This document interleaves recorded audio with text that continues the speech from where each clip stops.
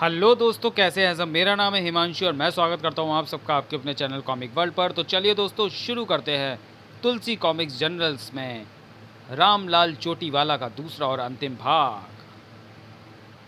Drawing room में रामलाल और रहीम। मैं जा रहा हूं रहीम। कहाँ हुजूर? जहाँ से कोई वापस नहीं आता। ऊपर जा रहे हो क्या? हाँ जाइए सरकार, ज़रूर जाइए। खुदा टकटकी लगाए आपका इंतज़ार कर रहा है। लो, मेरा ये प्रेम पत्र स्वीटी को दे देना। शंड मुंड रेस्टोरेंट में। दरवाजे से दाखिल होते कातिल सिंह को देखते ही रामलाल का चेहरा फक पड़ गया। थूक सटका। उसने होठों पर जीभ फेरी। कातिल सिंह वहीं खड़ा किसी की तलाश करने की कोशिश कर रहा था। रामलाल पर नज़र पड़ते ही उसकी तरफ बढ़ा। रामलाल ऐसी एक्टिंग के साथ मेज पर तबला बजाने लगा जैसे उसके बारे में कुछ जानता ही ना हो। साथ ही गाने लगा, हम छोड़ने वाले हैं महफिल को, याद आए तो कभी तो मत रोना। हेलो, नहीं हिलना। तेरे बाप का राज है क्या? क्या मैं आपका नाम जान सकता हूँ? रामलाल कहते हैं मुझे। क्या मैं आपके बाप का नाम जान सकता हूँ? बाप का क्यों? क्योंकि मैं आपका बाप आप क्योंकि मैं बाप का नाम जानने के बाद बेटे का नाम बता सकता हूँ बत्ती सी दिखा के। ऐसा? जी हाँ ऐसा। मेरे बाप का नाम जालिम सिंह था। तब तो तुम्हारा नाम ज़रूर कातिल सिंह होगा। कमाल है, आपको कैसे पता चल गया रामलाल जी? हमको ऐसे ही पता लग जाता है। रामलाल बड़ा टैलेंटेड आदमी है, बत्ती से दिखा के। आप तो बिल्कुल वैसे ही हैं रामलाल जी जैसा सुना था। क्या सुना था हमारे बारे में? बड़ी तारीफ सुनी थी आपकी। क्या मैं यहाँ बैठ सकता हूँ? ज़रूर बैठिए, मगर बत्ती से दिखा के। उधर रामलाल ने मेरे और तुम्हारे संबंधों को लेकर इतनी गलत बात सोच कैसे ली स्वीटी? तुम तो जानते ही हो साजन कि वह थोड़े शक्की मिजाज हैं। उनका शक दूर करने का मैंने एक तरीका सोचा है। क्या? आज मैं उनके सामने तुम्हारी कलाई पर राखी बांधूंगी। यानी आज से हम रजिस्टर्ड भाई बहन बन जाएंगे। घर में दाखिल होने पर, वे कहाँ हैं नईम?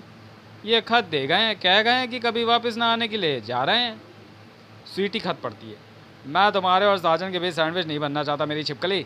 मैंने सेफ से तुम्हारे 5,000 रुपये चंपत करके कातिल सिंह को दे दिए हैं। वह किराए का कातिल है और इसकी समझदारी के मुताबिक रामलाल के कत्ल के लिए उसे किसी अन्य ने 5,000 दिए हैं। शंड मुंड रेस्टोरेंट से अगर तुम मेरी लाश उठवा लो तो मरने के बाद मेरी आत्मा कत्थक करती रहेगी।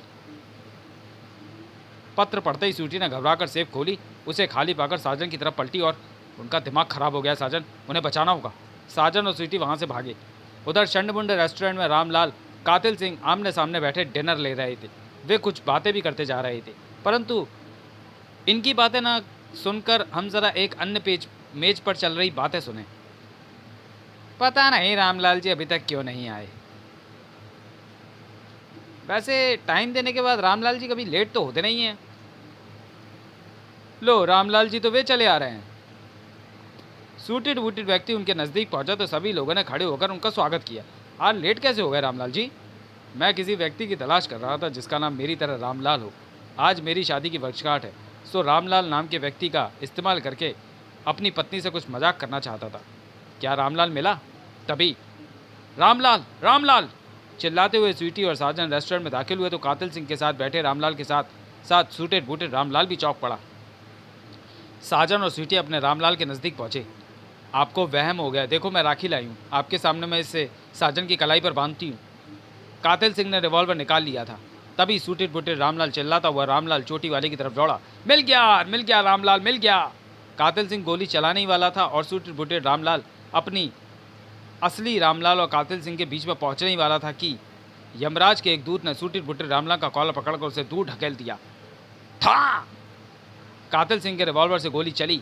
गोली रामलाल चोटी वाले के माथे में लगी और रामलाल वहीं ढेर हो गया। यमदूत रामलाल की आत्मा को लिए हवा में ऊपर उठते चले गए। उनकी पकड़ में रामलाल चोटी वाले की आत्मा बुरी तरह झटपटाने लगी और चीख चीख कर विरोध करने लगी। कहाँ ले जा रहे हो मुझे? छोड़ दो, मैं मरना नहीं चाहता पत्ती सी दिखा के। तुम मर चुके हो, नरक में जाना होगा तुम्हें। नरक में? हाँ। क्यों? ऐसा क्यों करते हो भैया तुम? आत्महत्या करने वाले को हम नरक में ही डालते हैं। क्या तुम नहीं जानते कि आत्महत्या करना पाप होता है? नहीं, मुझे आत्महत्या नहीं करनी। मेरी छिपकली बेवफा नहीं है। बस आजन को अपना भाई मानती है पत्ती सी दिखा के।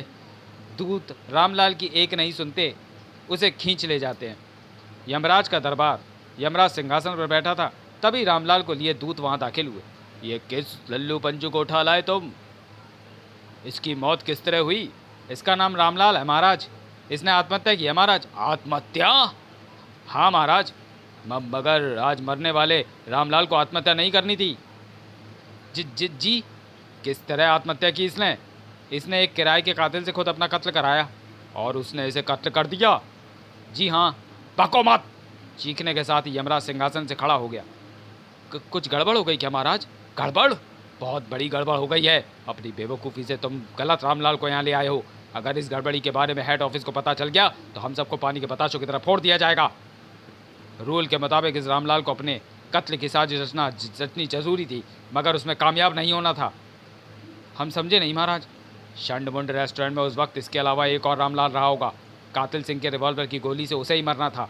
होना यह था कि यह रामलाल बिल्कुल नए ढंग से आत्महत्या के लिए अपने कत्ल का जाल बिछाएगा, परंतु अचानक बीच में आ जाने की वजह से मारा जाएगा दूसरा रामलाल। उस रामलाल की मौत हमारे रजिस्टर में इसी ढंग से लिखी थी। बिल्कुल यही होने वाला था महाराज, मगर इस बेवकूफ़ ने उस रामलाल को पीछे ढकेल दिया। क्यों बे राक्षसनाथ, इस बेवकूफ़ी के लिए तेरे शरीर में भूसा जरूर भरा जाएगा, मगर इस वक्त गलती को सुधारना बहुत ज़रूरी है। क्या किया जाए? सॉरी सर, गलती हो गई। मैं समझा कि वह उल्लू का पट्टा बेवजह बीच में टपक रहा है। रामलाल की आत्मा को वापस इसके शरीर में डालना जाना चाहिए महाराज।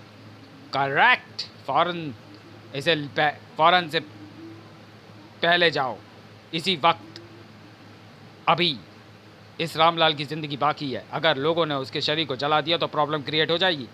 पहला दूत रामलाल को खींचता हुआ बोला। चला Ramlal. Thank you Yamraj Babu, thank you very much. बत्ती सी दिखा के दोनों दूतों के बीच मारे खुशी के रामलाल ठुमके लगा कर नाचने लगा। अंततः वे पोस्टमार्टम इमारत के बाहर पहुंचे। हाय हाय मेरे रामलाल, मुझे छोड़कर क्यों चला गया तू? स्वीटी दाढ़े मार मार कर रो रही थी। साजन और रहीम भी एक तरफ खड़े आंसू बहा रहे थे। रामलाल भी रोने लगा। बेचैन होकर वह आगे बढ़ा और उसने स्वीटी के कंधे पर हाथ रखा। रो मत मेरी छिपकली, मैं आ गया हूँ। ये उल्लू के पट्टे गलती से मुझे उठा ले गए थे। यमराज बाबू की डांट पड़ी इन पागल बिल्लों पर की सिट्टी पिट्टी गुम हो गई बत्ती सी दिखा के। स्वीटी रोती रही। रामलाल के स्पर्श करने या बोलने का उस पर कोई प्रभाव नहीं पड़ा। स्वीटी, तुम सुनती हो या नहीं? ये लोग ना तुम्हारे स्पर्श को महसूस कर सकते हैं ना तुम्हारी आवाज़ सुन सकते हैं। क्यों? क्योंकि इस वक्त तुम आत्मा हो, तुम्हारे पास शरीर नहीं है। तो फ़ौरन मुझे शरीर दो बत्ती सी दिखा के। डॉक्टर्स तुम्हारे शरीर का पोस्टमार्टम कर रहे हैं, तो यहाँ क्यों मटर कश्ती कर रहे हो पागल बिल्लो? वहाँ क्यों नहीं चलते? चलो। पोस्टमार्टम थिएटर में लंबी टेबल पर रामलाल की लाश पड़ी थी। डॉक्टर्स ने उसका सिर पूरी तरह खोल रखा था और अपने औजारों से मस्तिष्क में फंसी गोली निकालने का प्रयत्न कर रहे थे। ऑपरेशन थिएटर का दृश्य देखकर दूतों के चेहरे फक पड़ गए। दहशत में डूबी आंखों से वे एक दूसरे की तरफ देखने लगे। देख क्या रहे हो? मुझे मेरे शरीर में डालो। देखो ये डॉक्टर के बच्चे मेरे शरीर का कचूमर बनाए दे रहे हैं। दोनों में से कोई दूत कुछ नहीं बोला। डरे हुए वे सिर्फ एक दूसरे की तरफ देखते भर रहे थे। अब आगड़ बिल्लो, तुम्हारे कानों में बैल भरा हुआ है क्या? फ़ौरन हमें हमारे शरीर में दाखिल किया जाए, वरना यमराज बाबू से कहकर तुम दोनों की बत्ती सी बाहर निकलवा दूंगा। हम फंस गए रामलाल। क्या मतलब? अब तुम्हारी आत्मा को इस जिस्म में दाखिल नहीं किया जा सकता। यमराज सिंहासन पर विराजमान था। दोनों दूत रामलाल को लिए वहाँ दाखिल हुए।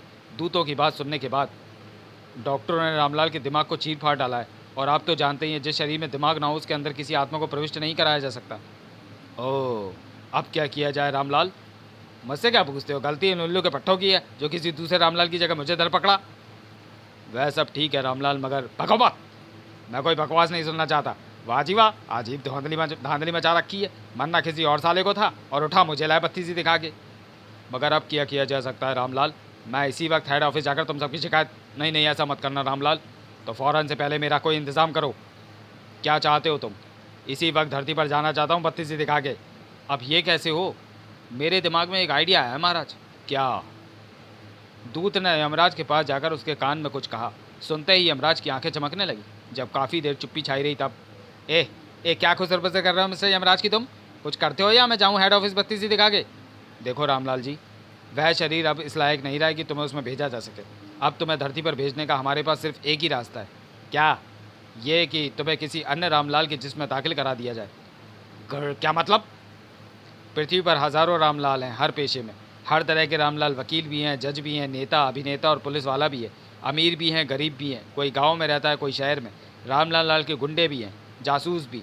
तुम जिस रामलाल के शरीर में जाना चाहो जा सकते हो। तुम चाहो बन सकते हो, चाहे जिस शरीर में भेज सकते हैं हम तुम्हें, चाहे जिस शरीर में बत्ती सी दिखा के। हाँ, तो निकालो लिस्ट। मैं देखना चाहता हूँ कि पृथ्वी पर कितने रामलाल किस किस रूप में है। लिस्ट देखने के बाद फैसला करूँगा कि क्या हुआ। रामलाल चुप क्यों हो गए?